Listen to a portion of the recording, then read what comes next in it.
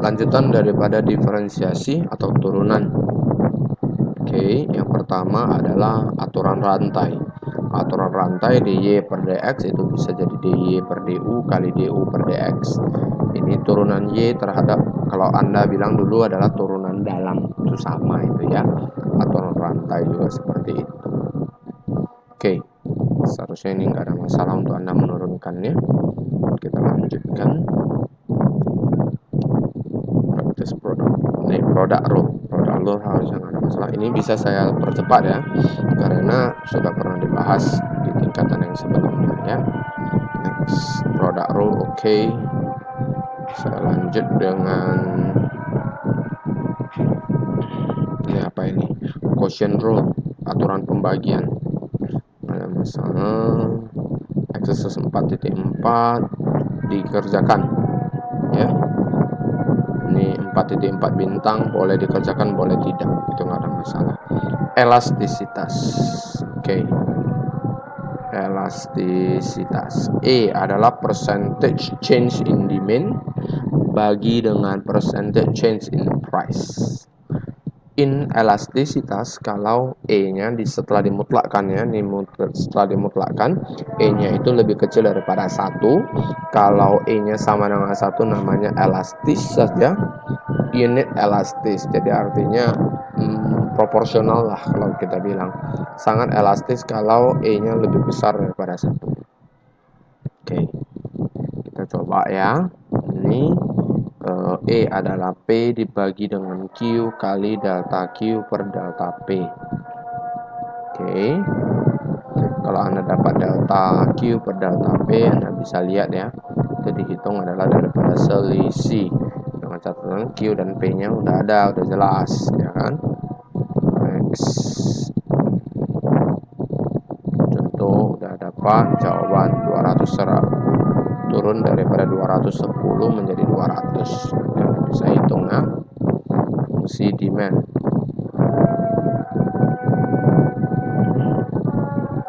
Oke, elastisitas tidak banyak ini. Sebentar aja. The price elastic of supply, nggak ada masalah ya. Elastisitas penawaran, elastisitas permintaan, sama saja. Ada advice. Oke, kita lanjut. Real infinite. Kita sudah saya bilang tidak banyak ini. Oke, tugas. Oh, bukan tugas ya, nggak nampak saya. Nah, ini 4.5 ya. Sekitaran 8 soal. Berikutnya optimisasi. Bagaimana suatu fungsi bisa optimis.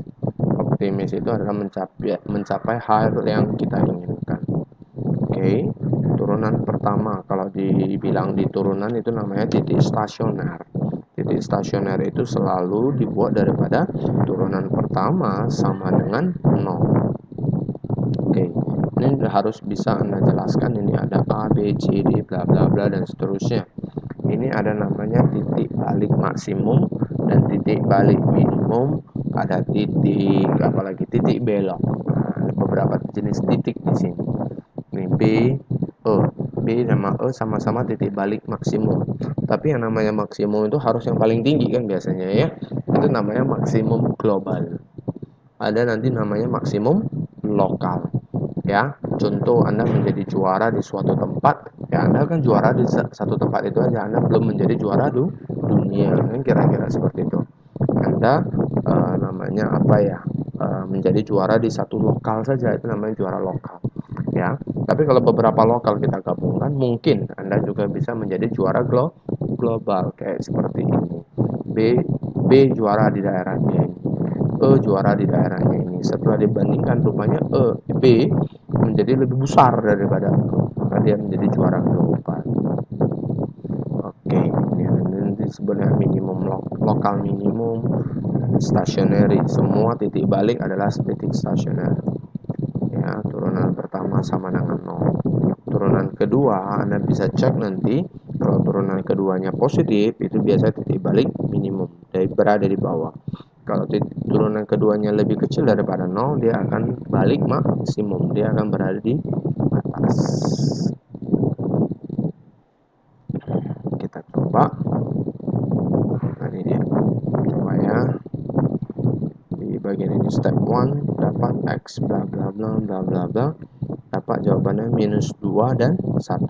Setelah diturunkan turunan kedua, yang minus 2 menghasilkan nilai minus 18. Otomatis dia akan menjadi balik maksimum.